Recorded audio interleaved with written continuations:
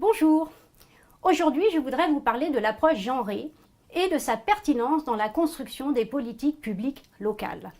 Alors, d'abord, quand on parle de genre, de quoi parle-t-on? Si le sexe, lui, est donné par la nature, le genre, lui, relève davantage d'une construction sociale et culturelle.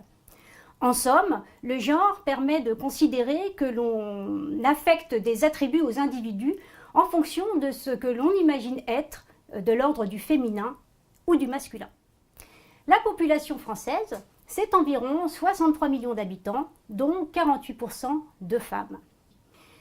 D'après le Forum économique mondial, la France n'occupe pas un très bon score en matière d'égalité de genre, comme l'atteste le schéma ci-contre.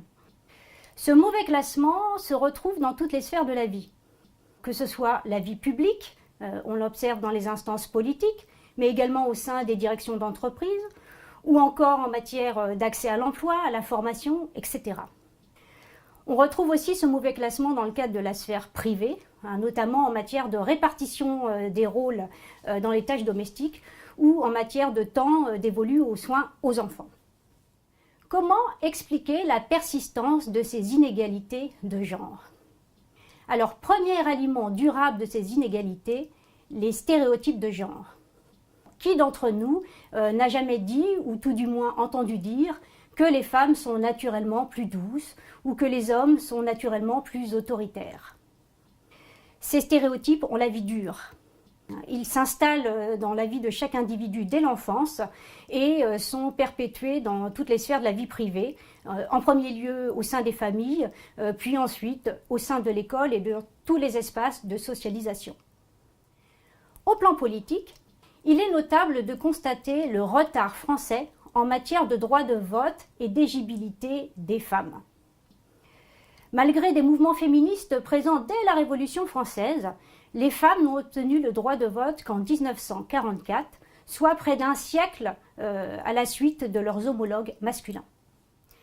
Il faut dire qu'on part de très très loin, comme en attestent les propos du député Amar lors du débat sur la pertinence du droit de vote des femmes en 1793.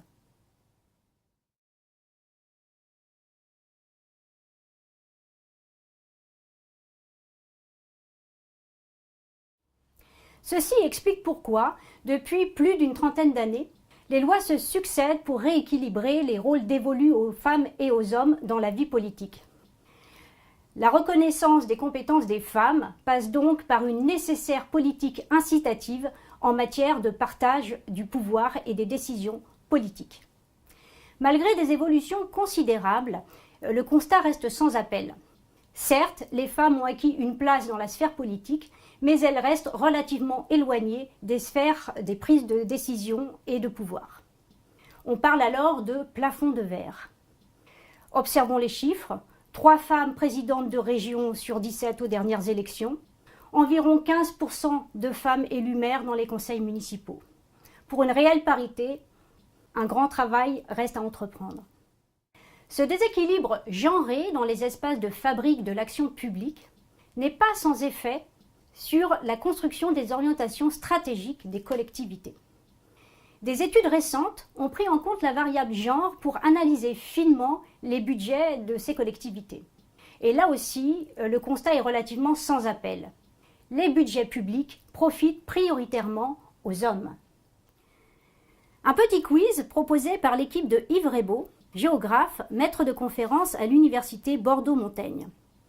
Yves Rebaud et son équipe ont procédé à une analyse quantitative et qualitative de la répartition des budgets de différentes collectivités du Grand Ouest.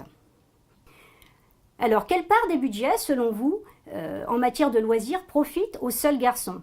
55%, 65% ou 75%? Eh oui, ce sont bien 75% en direction des garçons, donc contre 25% en direction des filles.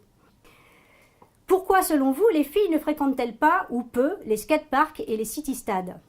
Parce qu'elles n'aiment pas le sport? Parce qu'elles n'ont pas envie de se retrouver seulement avec des garçons?